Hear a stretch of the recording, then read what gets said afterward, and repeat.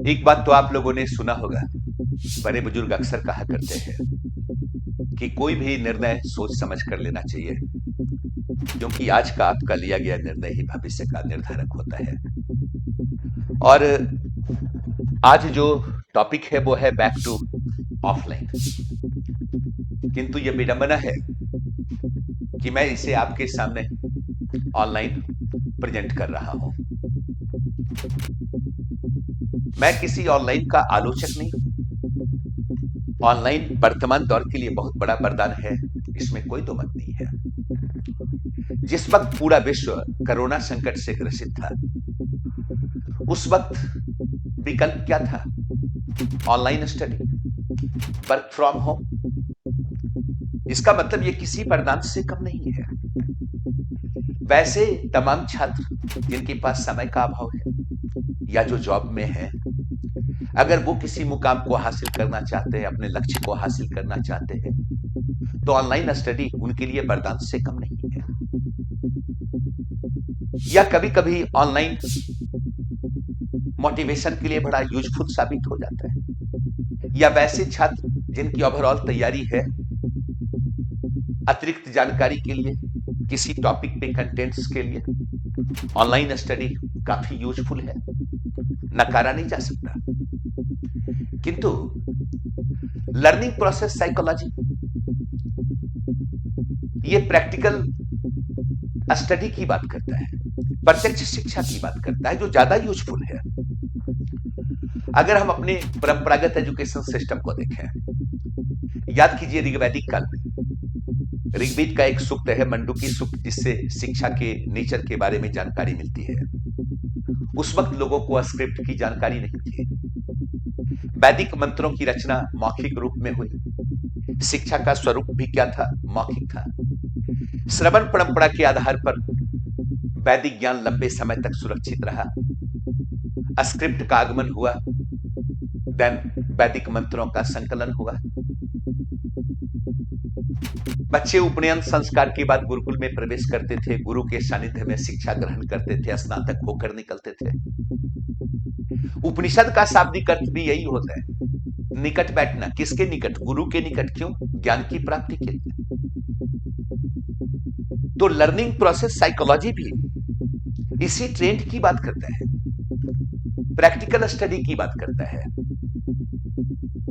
आप ऐसे सोचिए कि आज के डेट में अगर किसी स्टूडेंट को, किसी व्यक्ति को ऑनलाइन तैराकी का एजुकेशन दिया जाए, उन्हें कस्ट्यूम के बारे में बताया जाए, तैराकी प्रोसेस के बारे में बताया जाए, तैराकी के प्रकार के बारे में बताया जाए, यूट्यूब पे तैराकी का वीडियो दिखा दिया जाए और तब उसे स्विमिंग पूल में उतारा जाए, क्या वो कुशल तैराक सिद्ध हो सकता है?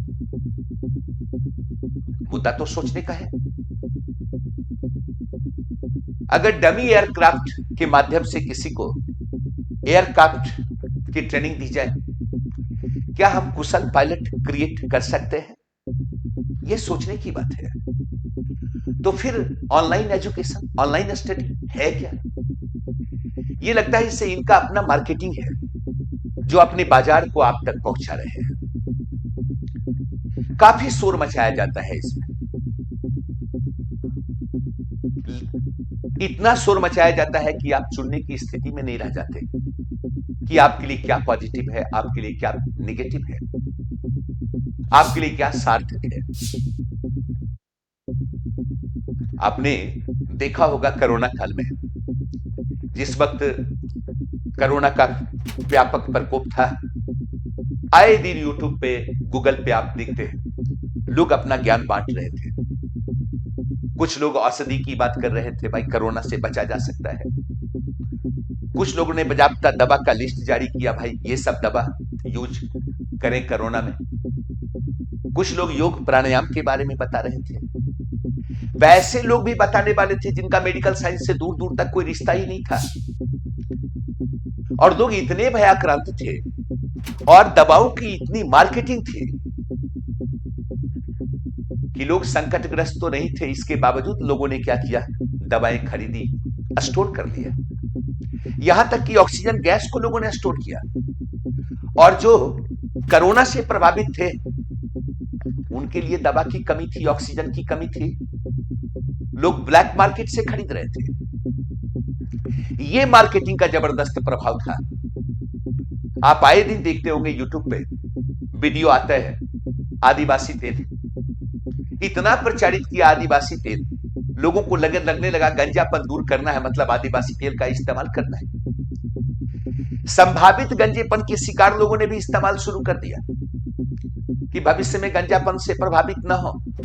प्रचार इतना बेहतर है, बार बार है, आप तक पहुंच रहा है, तो लगता है कि यही एक जरिया है बचने का। इसका मतलब क्या है? इसका मतलब स्पष्ट है कि ऑनलाइन एजुकेशन भी एक प्रकार का मार्केटिंग है, जो तरह तरह से हमें क्या करता है, प्रभावित करने की कोशिश करता है। ये कोशिश किया जाता है कि जो वीडियो जाए स्टडी से संबंधित इंटरेस्टिंग हो, वीडियो क्या हो, छोटा हो, साथ ही साथ उसमें कुछ मस्खरी भी हो, और ज्यादातर स्टूडेंट को अच्छा लगे, इंटरेस्टिंग लगे, ताकि व्यूअरशिप बढ़े। उद्देश्य रिजल्ट देना नहीं है, उद्देश्य क्या है? व्यूअरशिप बढ़ाना है। इसका मतलब क्या है? ये तो तभी हो सकता है जब ज्ञान सतही स्तर पे दिया जाए। इंटरेस्टिंग लगना चाहिए, उपयुक्त नहीं होना चाहिए। तो फिर क्या बेनिफिट है? मतलब स्पष्ट है कि एक मार्केटिंग प्रोसेस है। जैसे ये कहा जाता है कि ऑनलाइन एजुकेशन से समय की बचत होती है। चूंकि आप कहीं पढ़ते हैं तो एजुकेशन सेंटर पे जाना होता है, आपको तैयार होना पड़ता है, आने जाने का भी टाइम लगता है, 2 क्लास के बीच में गैप भी होता है, वहां भी थोड़ा टाइम लगता है। तो जब ऑनलाइन आप पढ़ते हैं तो ये पूरा का पूरा टाइम बचता है। ये टाइम बचाओ प्रोसेस है, इसलिए लोग ऑनलाइन को प्रेफर भी कर रहे हैं। मैं भी इससे सहमत हूं। लेकिन आप ऐसे सोचिए कि हर एक जगह का अपना एक डिसिप्लिन होता है, पढ़ाई का भी अपना एक डिसिप्लिन होता है। आप जब ऑनलाइन प्रोसेस से जुड़ते हो तो क्या आप बेहतर मूड के साथ जुड़ते हो? कभी ऐसा भी होता है कि बगैर मूड का, चलो भाई ये टाइम हो रहा है, हमें देखना है। दूसरी बात, क्या आपका टेम्परामेंट हमेशा होता है कि अभी पढ़ना है?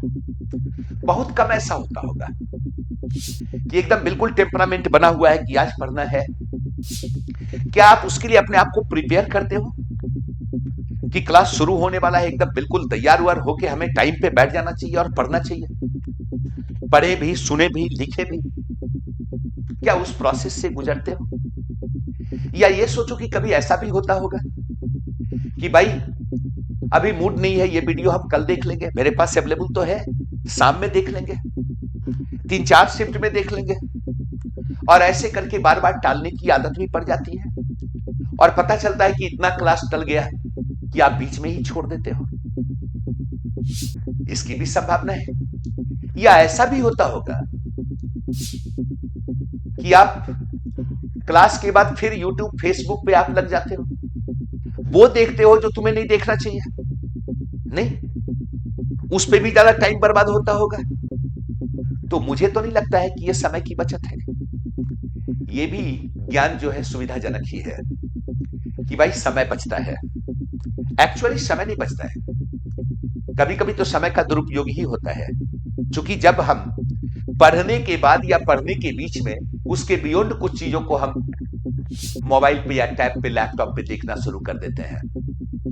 लेकिन वही जब आप ऑफलाइन प्रोसेस से गुजरते हो तो वैसी स्थिति में क्या होती है, आप बिल्कुल टाइम पे प्रिपेयर होते हो, अपने आप को तैयार करते हो, ड्रेसअप करते हो, और तब आप स्टडी सेंटर तक पहुंचते हो, जहां टीचर जो माहौल देते हैं वो एक स्टडी का माहौल होता है। और वहां जब आप क्लास करते हो तो वो टीचर ट्रेनर की भूमिका में भी होता है।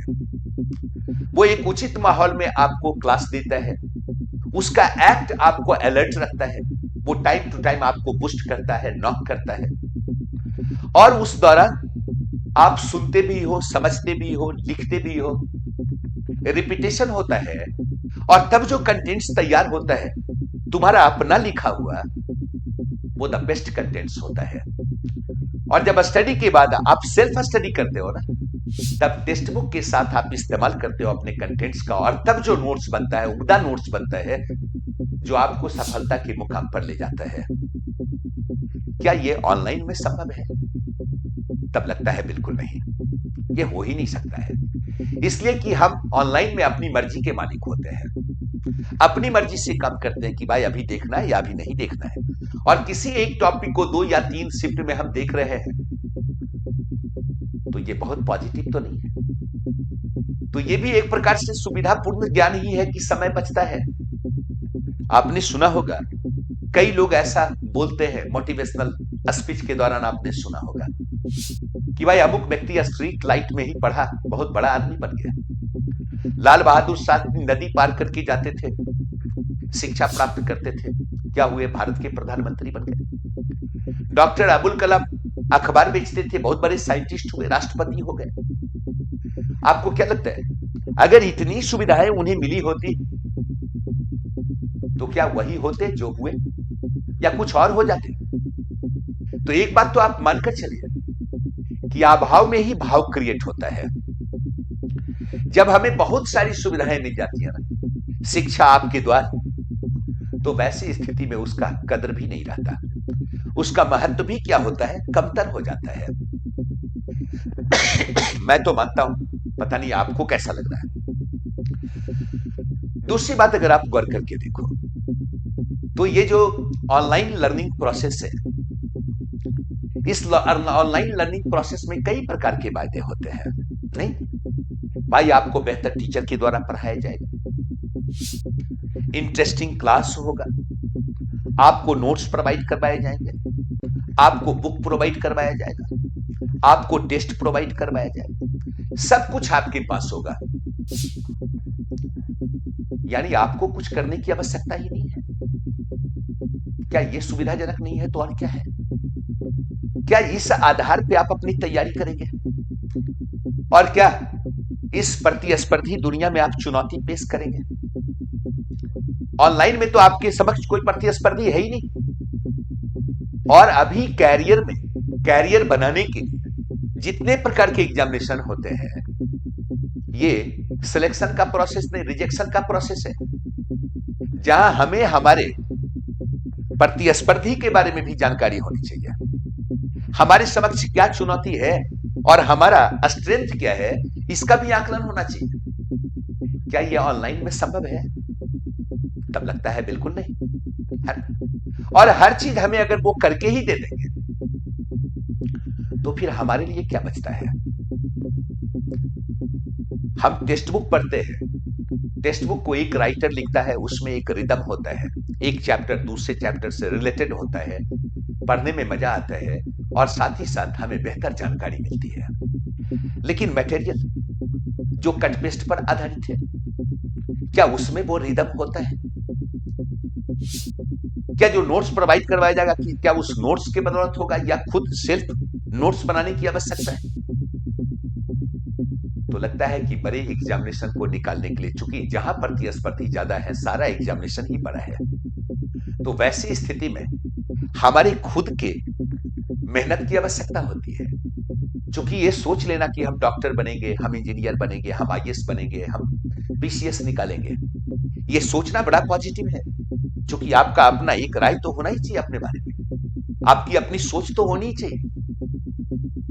लेकिन इस सोच को क्रियान्वित करने के लिए जिस प्रोसेस से गुजरना पड़ता है, वो प्रोसेस आसान नहीं होता है, वो प्रोसेस जटिल होता है, तभी आपको सफलता दिलवाता है।